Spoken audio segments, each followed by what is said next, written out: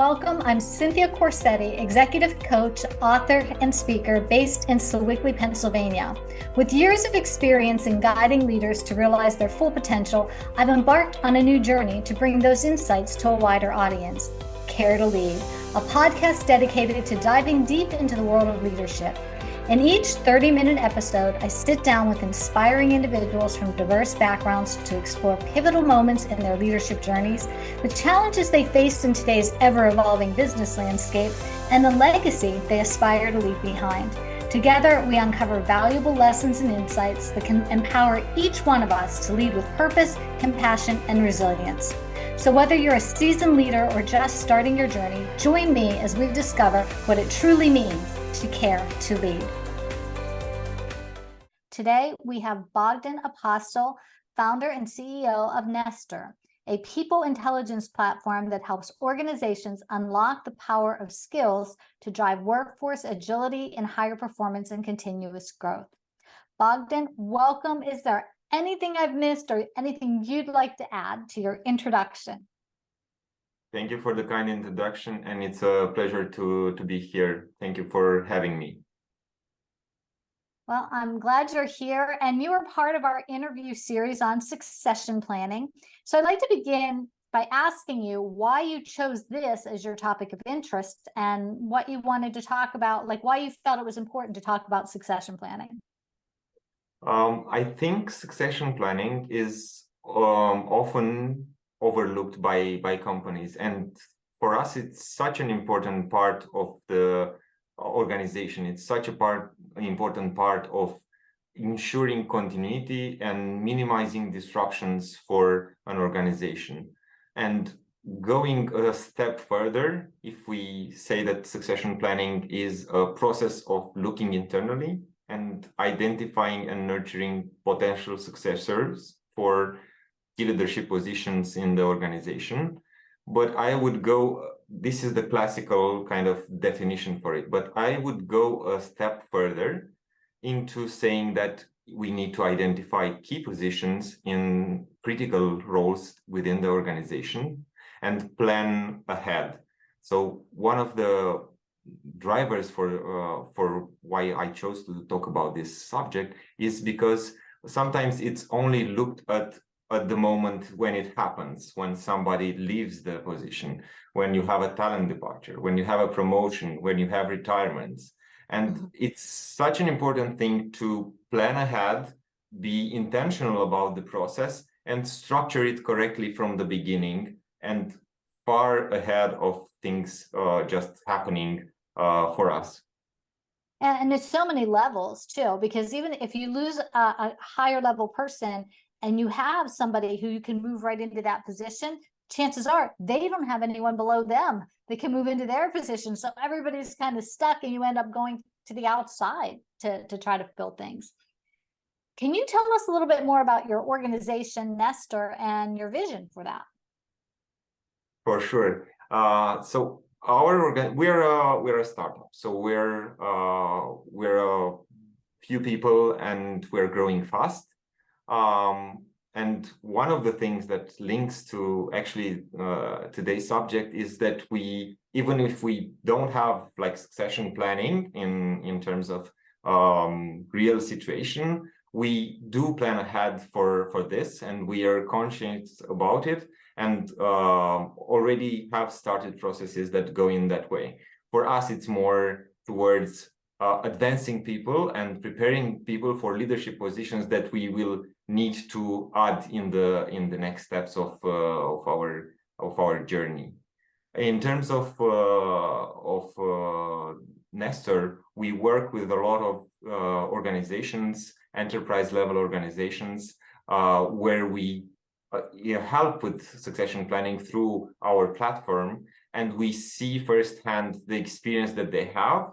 What are the steps in doing such a preparation? What are the challenges that HR faces sometimes, and how they need to involve both the leadership and make aware of the results that can come from establishing such a process, because it's not something that happens instantly. It's something that you invest for the long run. It's not something that you will see probably in next quarter or over the next half a year. But when it happens, then you are already prepared. So it's a lot about preparation. So in us with Nestor, we see both from a data perspective and as well as a process perspective. So you left a pretty good job that, you know, had a steady paycheck to go off on your own and start this, which tells me that you had a lot of passion and a lot of belief in what you're doing. So would you like to tell us more about that decision and how you had the confidence to do that? As a background, I had a uprising in development, and I had the opportunity to see firsthand and lead teams and see what happens when somebody gets out of a position, when change position, when you need to fill the roles, and how you look at the skills, the potential to grow, and how do you bring in front of the employee the right opportunities and the right processes to help them achieve the next step in their career. So this is something that drove me and my co-founder to actually bring Nestor to life, which looks at both the skills, the capacities of the each employee, the potential for next steps, and the aspirations. Like looking over all of these three kind of pillars, you look and you can plan ahead and see what are the development opportunities that the organization can provide, and how do you plan for them, how do you bring them and make them accessible to each employee in the organization. So is your organization and what you're doing, is it a platform that you put into an organization and then it kind of they work with it on their own, or is it a platform where you use it within an organization and help them along the way? Our platform is meant to be run by the HR and executive team, and our platform brings together two kind of separate worlds inside an organization. First of all, it's about skills management, knowing what is the current state of the art in your organization, where do you have the skills needed, what are the skills for each employee, what's their assessment, what's the gap that you have between the current role and the skills level that each person in the organization has, and then looking ahead for what are the next career moves that I can, based on my skills and on my desires as an employee, I can take. So Nestor, on one part, brings the assessment and brings together the assessment and connects these assessments to performance appraisals, to 360 feedbacks, to surveys, and so on. And on the other part, having this profile that's like a 360 profile, and that's more unbiased, it's more complete, and identifying the gaps and the path forward, we bring in front of the employee then the opportunities that the organization has for them, be it that it's preparing for a succession, being learning opportunities and development opportunities to better perform in their job or advance to the next in their next career move, or finding a mentor, finding a coach inside the organization that can help them along the career. And this boosts motivation, boosts engagement with the company, and in the end retains the employee longer with the organization. So your role now as a founder is very different than your role as an employee. Can you share a pivotal moment in your own leadership journey that actually changed the way you approach your role now as a founder? Yes, I think I can. I have multiple things that come through my mind, and I'm trying to choose the right one to share with you today. So I think one of the moments that kind of changed this and changed the way I look at leadership and how we do things in Nestor now, and how we advise also our customers to do in their organization, is care a lot about people's development, because I've seen the downside of not caring about the development of people, and how previously engaged employees and motivated have over time have been numb to this, and not having the opportunities, they decided to leave the company, to leave projects, because it was just not helping them have a clear view of the opportunities inside the organization. What's the next step for me? So it's a lot about seeing this firsthand, and now trying to foster a culture of continuous learning, of continuous preparation for development, and for growth, actually, for growth for individual growth, because individual growth fuels, even if we don't see it directly, it fuels the business growth and the business overall stability over time. You on your website express some pretty awesome core values. Is there anything you'd like to share on that topic? Yes, one of our core values is customer first, which means let's say not only a value but an obsession that's deeply felt in our culture, with customer feedback. So we always try to get as much feedback as possible from customers, and from their experience. And when I say feedback, we look at all three levels. We look at executives, HR, managers, and the employees. So we try to combine this, see what are their needs, dig a little bit deeper than just being a platform, an HR platform, or HR technology, but really solving day-to-day problems and challenges that come to each employee. So that's awesome, and I really liked reading about your values on your website. It was inspiring, actually. And today things change fast in business. Have you faced any challenges recently that you've had to overcome or adapt your way of doing business?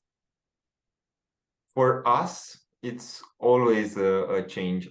We're not change adverse, so we actually embrace a lot change and opportunities. We tend to look at challenges as opportunities for us to develop, to find new ways of developing the business and developing people. So of course, over the last years, there were a lot of challenges, like with COVID, post-COVID, and everything that happens even now in the economy. But these challenges, I think, have forced us to think better and pay more attention to our people, to the way we can to our customers, the way we can make our customers feel more focused and drive more value. So I think these are the main challenges.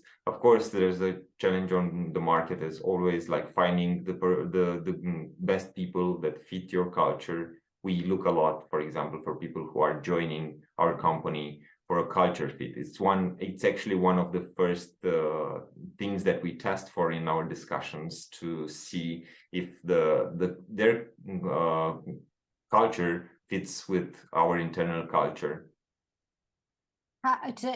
You're saying when you hire an employee, or when you go to work with an organization, you do this culture? When we hire an employee. So how do you do that? Like, how do you assess whether they're going to be a good, because that's a problem like everywhere, right? That it's kind of like, I always say, like, when you're dating, everyone's a good match, but once you get married and they're hired, it's like, could be another story. You find out more. So what do you do that's different in your perspective that helps you identify if they're going to be a really good cultural fit? Because I think our listeners could really learn from that. First of all, let's say this is not it's not a perfect process. So you have just a few meetings with the potential candidate where you can test and probe for this, but it's not a flawless 100% process that you will not maybe fail once in a while. But what we do is try to discover real life situations, like probing for them to tell us some real life situations, like working in teams, working with customers, challenging times that they faced. How did they went through it? What was, based on their experience up until now, what were the things that they did? What were they successful at? And what did bother them maybe in previous experiences? And like probing for this and trying to see each of the cultural values, if they fit, they reside in that particular candidate. I think that's one of the most important indicators for their success. I would say for us, at least, it's more important to be culturally fit than to have 100% in technical skills, in ability skills. We're a firm believer that culture and kind of the way you behave at work and the way you internalize values of the company is far more important than skills that can be learned and can be trained. But to change somebody's behavior, it's far harder than to help them grow in terms of technical skills and soft skills after that. Yeah, that's always the mantra of behavior-based interviewing. It's how someone behaved in the past is very likely how they're going to behave in the future. I used to say that in my dating days. I'm like, can I like do a behavior-based interview with this person? So like, how did you respond when your partner like spent too much money on shoes? But you can't do that in real life. But it is a great tool for what you're doing. So speaking of learning and growing, what is one area of personal or professional growth that you're currently focusing on or that you want to explore further? So for myself, so one of the things that I'm always focusing is being a better leader. So I always try to understand. I always try to get as much feedback possible from our clients, from our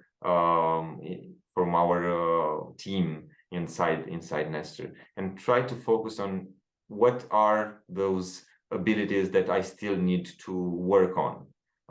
I think over the past years, and this experience has changed me a lot in terms of understanding maybe that not everything needs to be perfect, and kind of be more empathic, being more close to people's needs, and genuinely care for their development, for their well-being, as well as being aware of my own well-being. And because you can always get lost into the day-to-day and not lose focus on that. So I think one of the things that I've been focusing on lately is being more aware that I need to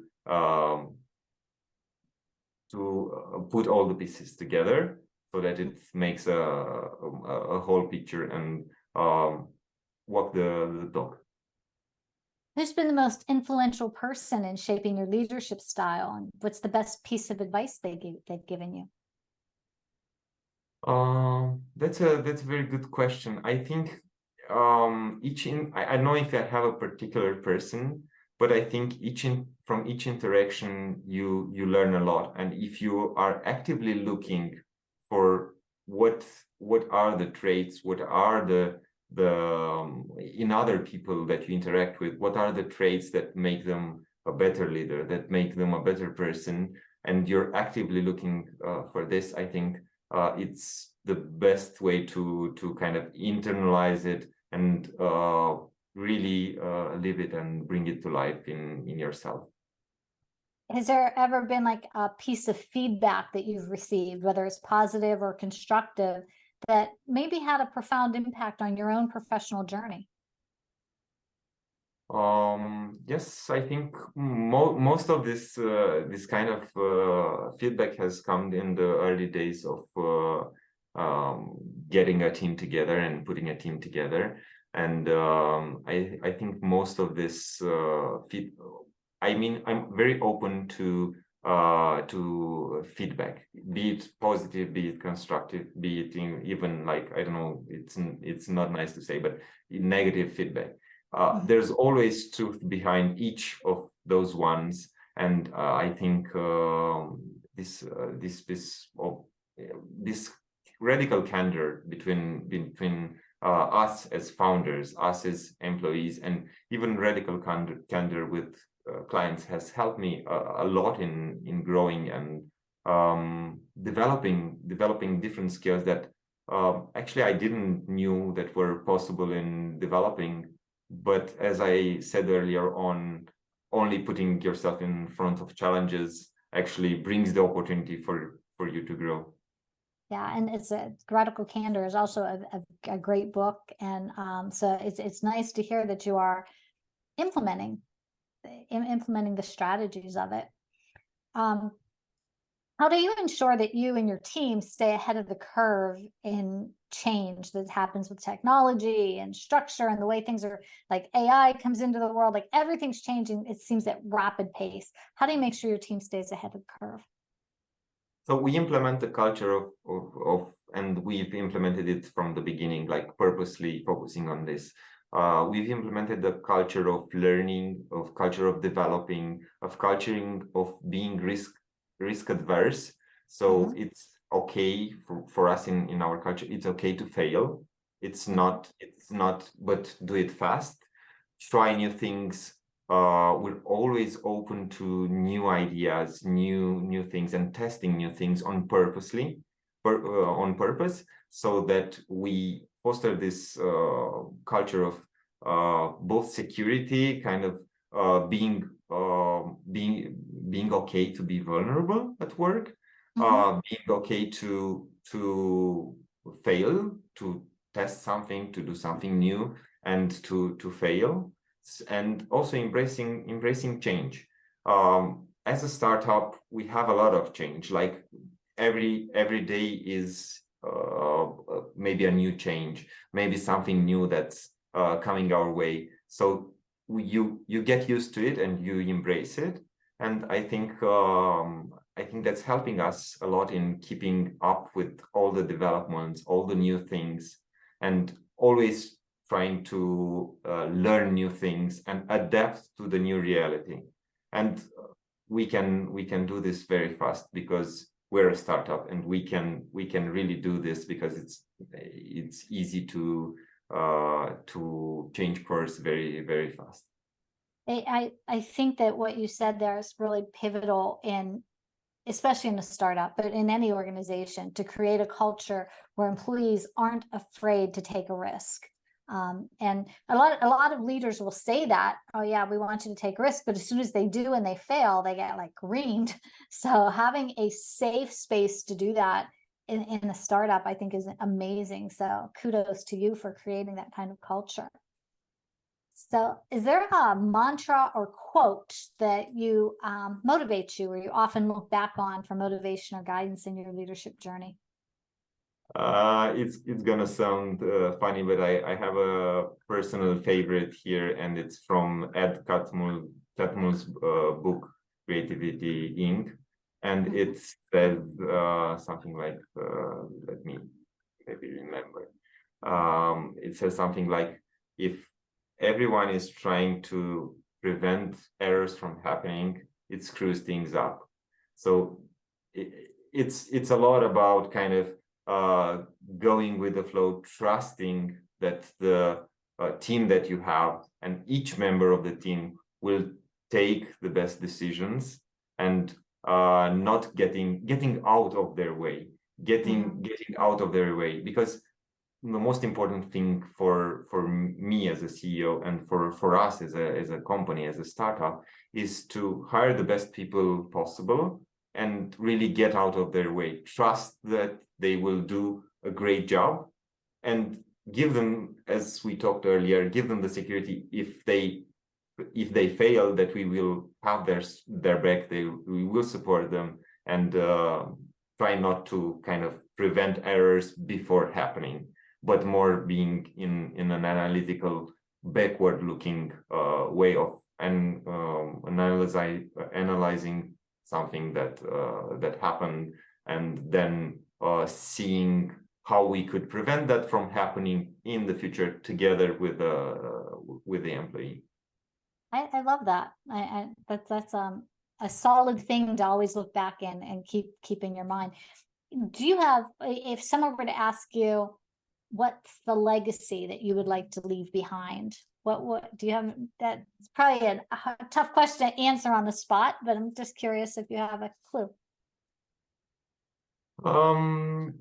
I think one of the things that it's always on my mind, and one of the things that we try to solve at least at some level with Nestor, is eliminate bias. I think one of the most important things for organization is to embrace diversity, to give equal chances to employees. And if we extrapolate a little bit from like this corporate environment in general, having equal chances of development, having the right learning structures behind it, and having the opportunity, the equal opportunity for different people in the world, I think will make everything better, and give more chances to more people, because there's a lot of potential. Sometimes it's hidden, sometimes you never know where you find it if you're not actually and actively looking for it. Yeah, that's great. What do you want people to know about your company? Like, if people are reading your article in Authority Magazine and they're listening to you here, who do you want to speak to as a perfect potential client for yourself, and talk to them for a moment and tell them what you're looking for?